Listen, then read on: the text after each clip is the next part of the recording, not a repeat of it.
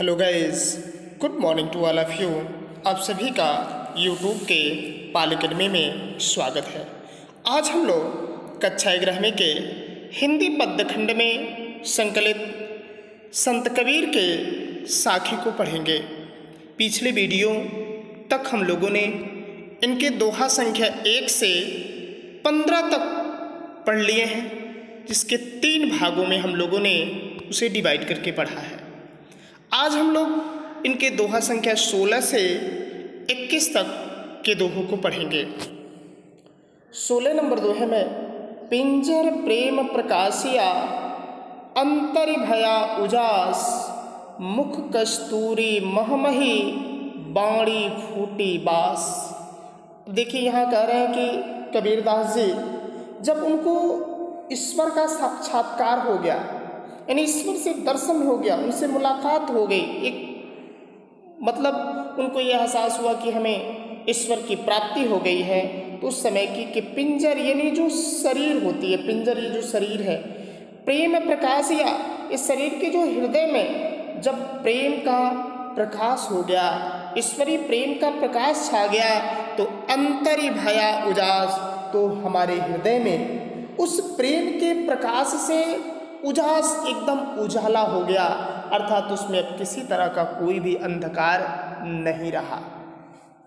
मुख कस्तूरी महमही, मुख से निकलने वाली कस्तूरी आप जानते हैं कि मृग की नाभि में होती है।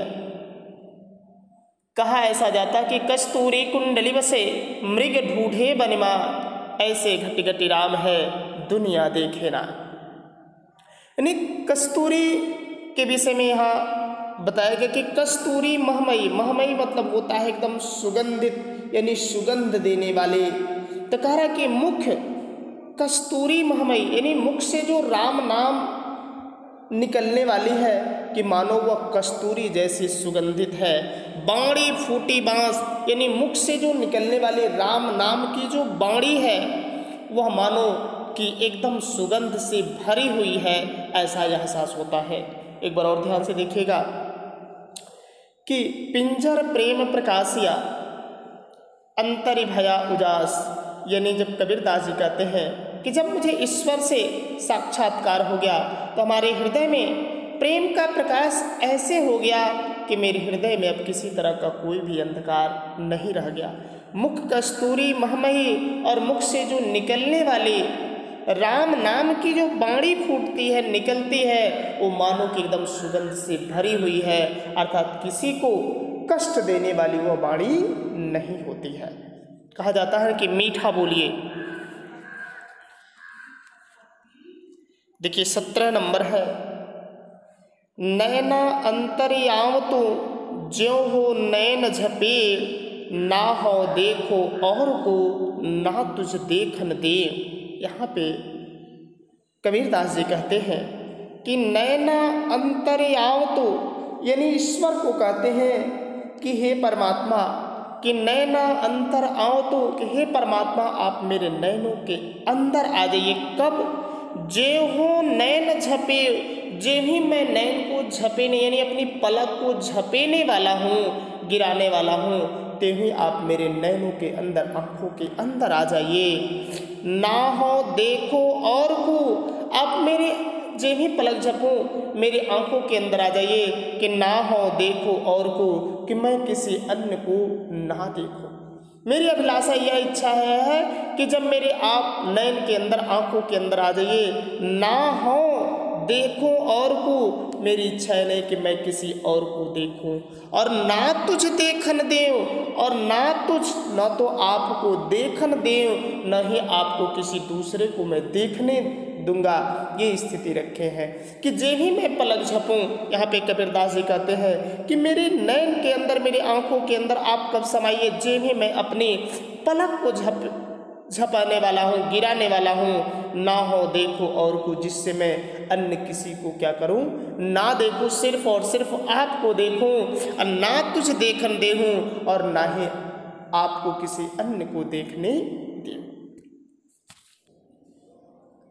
कबीरा हरिरस यों पिया बाकी रही न थाक, पाका कलश कुम्हार का, बहुर न चढ़े चाक। ये देखिए यहाँ पे कबीरदास जी कहते हैं कि कबीरा हरिरस यूं पिया, यानी कबीरदास जी कहते हैं कि मैंने ईश्वरीय प्रेम रूपी रस को इतना पिया कि बाकी रही न था, कि यानी बाकी अब इच्छा नहीं रही कि मैं अन्य किसी चीज़ को पीऊँ खाऊं। यानी यहाँ पे कबीरदास जी के हरि रस यूं पिया, यानी ईश्वरीय प्रेम रूपी रस को मैंने इतना पिया, छक कर पिया, भरपेट पिया कि बाकी रही न था, कि अब मेरे अंदर फिर से दोबारा किसी प्रेम रूपी रस को पीने की इच्छा नहीं रही है।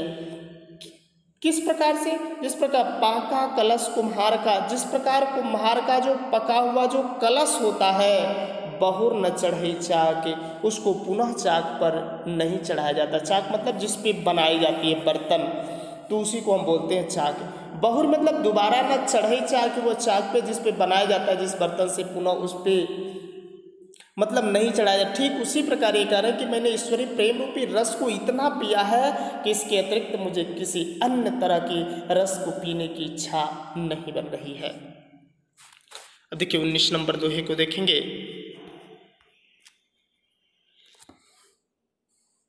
हेरत हेरत हे सखी रहया कबीर हीरा, बूद समाड़ समद में शोकत हेरी जाए। यहाँ पे कबीरदास जी कहते हैं कि यानी जो जीवात्मा रूपी सखी है, उस सखी से कहते कि हेरत हेरत हे सखी, यानी जीवात्मा रूपी सखी से कहते कि हे सखी, मैंने तो ईश्वर को ढूंढते ढूंढते, हेरत मतलब ढूंढते ढूंढते, रहा कबीर हीरा, कबीर भी उसी में विलीन, यानी कबीर भी उसी में खो चुका है। यानी खुद भी मैंने अपने आप को, ईश्वर को ढूंढते ढूंढते मैंने अपने आप को उसी में खो दिया है।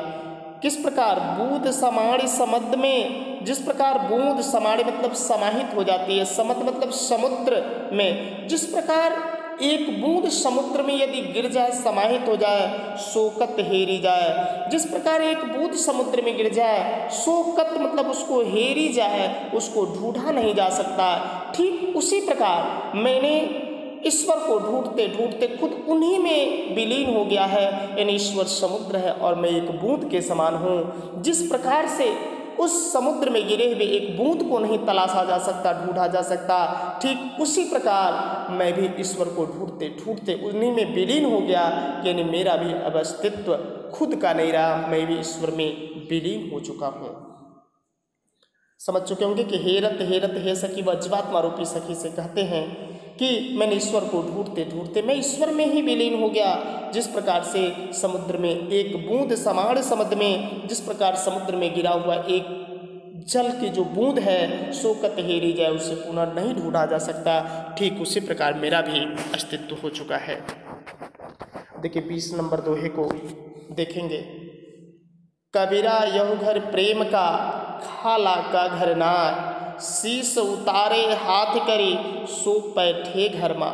यानी कबीरा यह घर प्रेम का, यानी कबीरदास जी कहते हैं ईश्वर का जो घर है, प्रेम का घर है, यानी वहाँ पर आपको प्रेम न्यौछावर करने की आवश्यकता है। देखिए किसी ईश्वर की अगर गुणगान करते हैं, कुछ भी करते हैं, तो केवल उनकी तारीफ होती है। यानी कबीरदास जी कहते हैं कि ईश्वर का जो घर होता है, वह घर जो प्रेम का होता है, खाला का घर नहीं, यानी मौसा या मौसी की घर नहीं है कि जब मर्जी गए जब मर्जी चले आए। यानी खाला का घर कहने का तात्पर्य है कि ऐसा माना जाता है कि खाला के घर अगर गए आए तो कोई पूछने वाला आपको नहीं होता है। जब मर्जी गए जब मर्जी चले आए, कोई भी आपसे रोक टोक नहीं पूछेगा कि हाँ भाई इस बच्चे को कहेंगे जाएगा तो कहेगा कि देखिए मम्मी मौसी ऐसे डांट रही थी, खाला ऐसे डांट रही थी, खालू ऐसे डांट रही थी। तो वही बात है कि यह घर प्रेम का, यानी ईश्वर के घर में यदि आपको प्रवेश करना है तो वहाँ सबसे पहले आपके अंदर प्रेम होना चाहिए। यहाँ तो प्रवेश करने के लिए शीश मतलब सिर को उतारे हाथ करे, यानी यहाँ तो ये स्थितियाँ हैं कि इनके घर में प्रवेश करने के, ईश्वर के वहाँ जाने के लिए, यानी ईश्वरीय प्रेम रूपी घर में जाने के लिए शीश उतारो हाथ करिए, अपने सिर को भी काट के अपने हाथ में रखना होता है। इसका तात्पर्य समझिएगा कि यानी सभी तरह की जो मोह माया और बंधन है कि पापा है, मम्मी है, चाचा है, चाची है, भाई है, बहन है, पत्नी है, बेटा है, बेटी है, इस तरह के मोह बंधन इत्यादि को त्याग करके सो पैठे घर माए, वही लोग इनके घर में सो पैठे में बैठे घर माए इनके घर में क्या करते, प्रवेश करते। यानी ईश्वर के घर में प्रवेश करना तो सबसे पहली चीज़ आपके अंदर प्रेम होना चाहिए। और ये कोई खाला का घर नहीं है कि जब मर्जी आए तब मर्जी चले गए। शीश उतारो हाथ करे, यहाँ तो प्रवेश करने के लिए अपने सिर को भी हाथ में रखना पड़ता है काट के। यानी इस प्रकार की सारी जो बंधन मोह माया है, इस सांसारिक मोह माया, उन सारी मोह माया को त्याग देना पड़ता है। सो पैठे घर माए, उन लोगों को इनके घर में पैठ मिलती है, निवास मिलती है, प्रवेश मिलती है। और आज का हम अंतिम दोहा पढ़ेंगे। कबीरदास जी कहते हैं, काफ़ी इनका पॉपुलर दोहा है, जब मैं था तब हरि नहीं, अब हरि हैं मैं ना, सब अंधियारा मिट गया, जब दीपक देखा माँ। अब देखिए कबीरदास जी कहते हैं, जब मैं था, यानी मैं मतलब होता है घमंड, तब हरि ना, यानी जब मेरे अंदर घमंड था, गर्व था, तब उस समय मेरे अंदर ईश्वर का वास नहीं था। जब मैं था, मेरे अंदर जब घमंड था, तब हरि ना आए, तब मेरे अंदर ईश्वर नहीं थे। अब हरि हैं, अब तो मेरे हृदय में ईश्वर का निवास है, मैं ना, तब मेरे अंदर अब घमंड नहीं है। जब मेरे अंदर घमंड था, तब उसके अंदर ईश्वर का वास नहीं था। अब मेरे अंदर हरि हैं, यानी ईश्वर हैं, तब मेरे अंदर घमंड नहीं है। सब अधियारा मिट गया, सब अधियारा, जब मैंने ज्ञान रूपी दीपक को, जब दीपक देखा मैं, जब मैंने ज्ञान रूपी दीपक को जलाया, तो मेरे अंदर से सभी के सभी अंधकार, जो अज्ञान रूपी जो अंधकार थे, वह सभी के सभी समाप्त हो गए। एक बार और ध्यान दीजिएगा, मोस्ट इम्पॉर्टेंट दोहा है, जब मैं था तब हरि नहीं, जब मेरे अंदर घमंड था तब ईश्वर का वास नहीं था। जब हरि हैं और जब मेरे अंदर ईश्वर का वास हो गया है, मैं ना, तब मेरे अंदर घमंड नहीं है। सब अधियारा मिट गया, यानी जब दीपक देखा मार, जब मैंने ज्ञान रूपी दीपक को प्रज्वलित किया, जलाया, तो इसमें जो अज्ञान रूपी जो अंधकार थे, वह सभी के सभी अज्ञान रूपी अंधकार नाश हो गए, खत्म हो गए। इस तरह से हम लोगों ने इनके 21 दोहों को पढ़ लिया। अब इसके बाद से इनके एक्सरसाइज को करेंगे, या पदावली जो इनकी है, पदावली को पढ़ेंगे। Thanks for watching the video.